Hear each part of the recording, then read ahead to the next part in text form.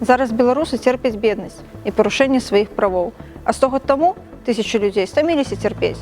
Яны ўзялі ў рукі зброю і пайшлі адстойваць сваю свабоду і незалежнасць. Слуцкі збройны чын – прыклад для ўсёй Беларусі. 14 і 15 лістапада адбываўся з'езд Случчыны. На яго было абрана 115 дэлегатаў. З'езд прызнаў Случчыну часткай БНР і абраў часовую раду ў колькасці 17 чалавек. З'езд пастанавіў фармаваць войска.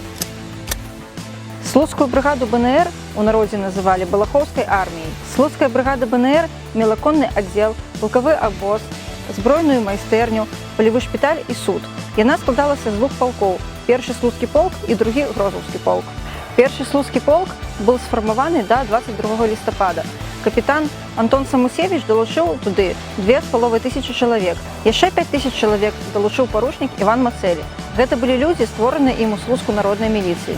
17 па 19 лістапада паручнік Пётр Бабарэка праводзіў запіс добраахвотнікаў у другі грозаўскі полк.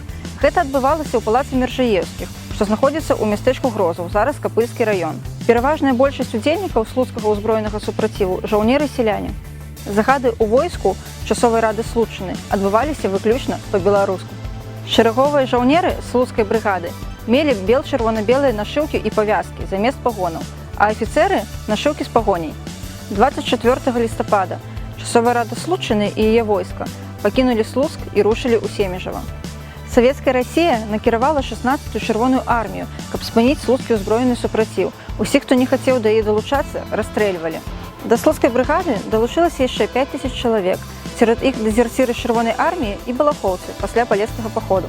27 лістапада адбыўся першы бой слуцкай брыгады з чырвонай арміі каля вёскі Васільчыцы, зараз Капыльскі раён. Наогул, падчас слуцкага збройнага чыну увесь час былі баі і ўзброеныя сутычкі з савецкімі войскамі. Хутка пачало не хапаць харчавання і лекаў. Таксама не хапала зброі. У снежні 1920 году на ўсё войска было толькі 2000 вінтовак і 10 кулемётаў.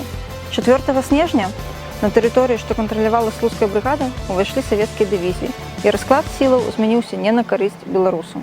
12 снежня першы слуцкі полк адбіў у чырвонай арміі Семежава, дзе завалодаў запасамі снарадаў, але зноў яго пакінуў 20 снежня. Апошнім месцам, дзе збіралася часовая рада Случчыны, былі Баранавічы.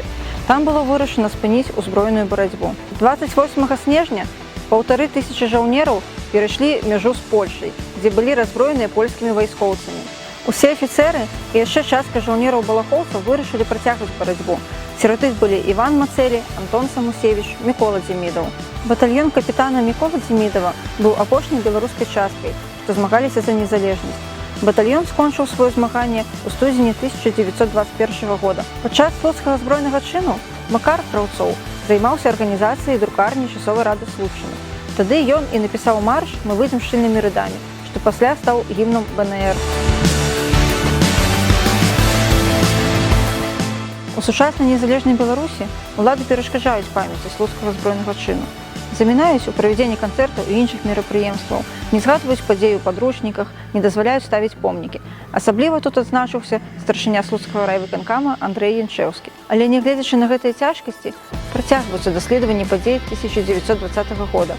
Аўтарытэтныя беларусы Станіслаў Шушкевіч, Адам Глобус, Уладзімір Арлоў, Святлана Алексеевич падтрымліваюць ідэю ўстанавіць помнік у Слуцку, а 27 лістапада адзначаецца беларускімі патрыётамі як Дзень герояў.